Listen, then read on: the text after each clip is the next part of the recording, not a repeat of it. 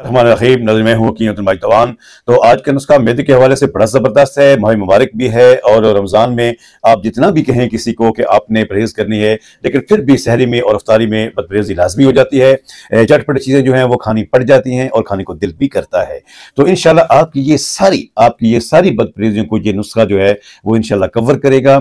ये नुस्खा न सिर्फ आपकी खुराक को हजम करेगा, मैदे के अंदर जो जलन होती है उसके लिए भी बेहतरीन है, या उसके अलावा गैस जो बनती है उसके लिए भी बेहतरीन है, अफारा जो बनता है उसके लिए बेहतरीन है। कुछ लोग कहते हैं कि मतले की कैफियत पैदा होती है तो उसके लिए भी बड़ा ज़बरदस्त है, क्या की कैफियत के लिए बड़ा ज़बरदस्त है। सबसे अहम बात कि इसके अज्जा बड़े सादा हैं, बड़े आराम से आप घर में बना सकते हैं। तो अपने नाज़रीन से गुजारिश करूंगा, अगर आपने मेरे इस पेज को अभी तक फॉलो नहीं किया तो मेहरबानी करें फॉलो कर लें। इतना तो हम करते हैं कि अपने खानदानी नुस्खाजात आपके सामने लेके आ जाते हैं, तो आप इतनी तो मोहब्बत आप भी करें। तो जनाब नोट करें, इसमें सबसे पहले आपने क्या करना है, अनारदाना आपने लेना है 27 ग्राम, पोस्ट हलेला जर्द ये आप लेना है 9 ग्राम, यानी कि जो हर जर्द होती है जिसे हम पंजाबी में हरीड़ा कहते हैं उसका छिलका आपने लेना है। उसके बाद तिंतरी ये आपने लेना है 9 ग्राम, नमक सौंचल ये भी आपने लेना है 9 ग्राम, जीरा सफेद ये आपने लेना है 9 ग्राम।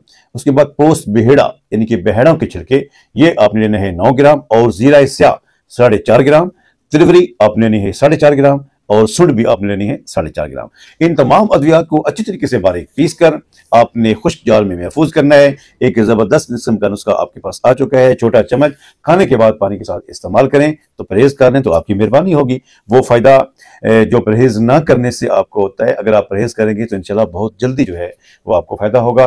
तो इस वीडियो को ज्यादा से ज्यादा शेयर करें ताकि सबका भला हो। दुआओं के साथ इजाजत चाहूंगा, इस उम्मीद के साथ कि अल्लाह करीम आपको हमेशा तंदुरुस्त तवाना रखे। अस्सलाम वालेकुम रहमतुल्लाहि व बरकातहू।